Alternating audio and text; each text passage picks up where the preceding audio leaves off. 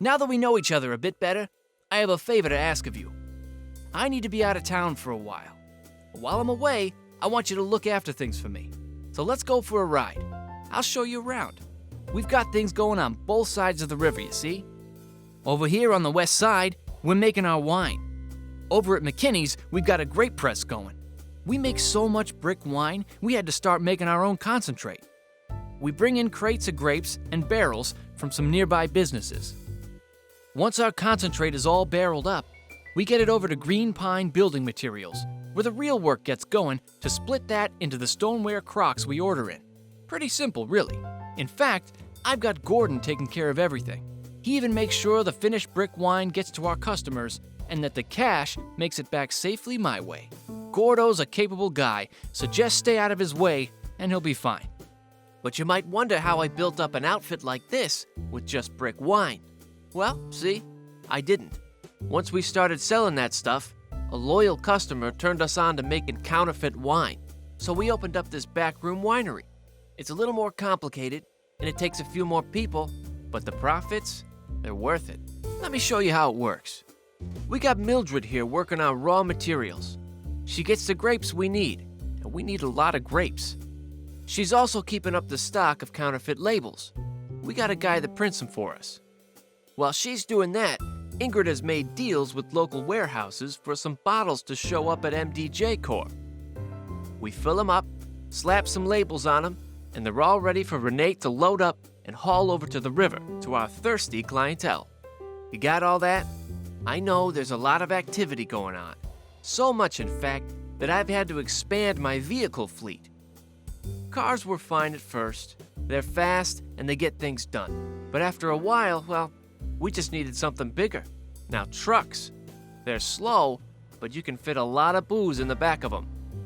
On top of that, all that back and forth from operations to customers, over the river and back, takes its toll on a vehicle.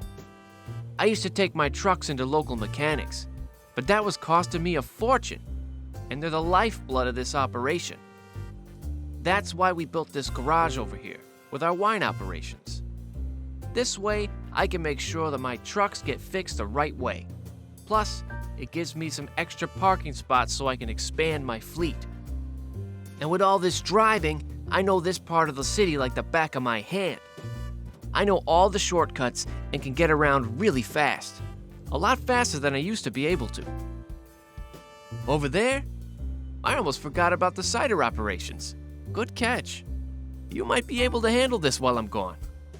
We saw some demand for hard cider, so we started this operation. But after a while, we realized we were ending up with more cider than we could move. So we figured out how to set up our own bootlegging operation. It's not much right now, but it takes care of our excess cider and turns a tidy little profit. If we got some nicer furniture and spent some cash to expand it, we could probably move some excess brick wine here as well. In fact, I've got my crew looking into how we might learn some new skills that would allow us to put in some trap doors for easier access to our supply and to invest in some discreet advertising to get the word out.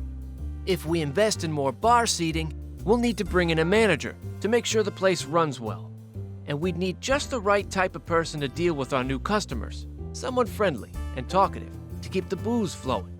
If you come across anyone while I'm gone, let me know. Always looking for good people. Let me show you what I mean. Gordo here. He's friendly and mellow. Lots of things happen when you're working deliveries. Cops, angry customers, other outfits prying around. But he just lets it all roll off. Great driver, and my customers actually like him. Same goes for Ingrid. She's organized and hardworking, and a perfect choice for running a successful business. Now Renate, she's a bit careless, so wouldn't make great management material. But being easy on the eyes means when she says, "How about another drink?" everyone says, "Sure." Everybody's got strengths and weaknesses. As the boss, I gotta know where and how to use them.